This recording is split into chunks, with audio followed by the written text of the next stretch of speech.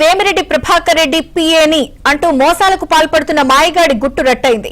కొంతకాలంగా నదీం అనే వ్యక్తి వేమిరెడ్డి ప్రభాకర్ రెడ్డి పిఏను అని చెప్పుకుంటూ బెదిరిస్తున్నాడు.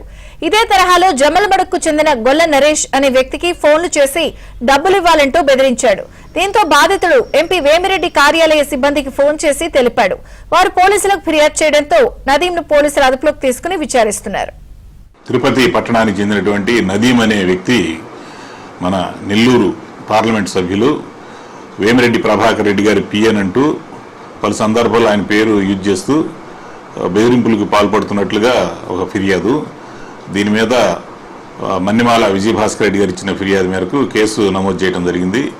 ఇందులో బ్రీఫ్ ఏంటంటే, ఈ నదీం అనే వ్యక్తి జమ్మలమడుగు చెందిన నరేష్ అనే వ్యక్తికి కాల్ చేసి నేను ఎంపీ గారి పిఎన్ అని చెప్పని బెదిరింపులకు పాల్పడటం జరిగింది.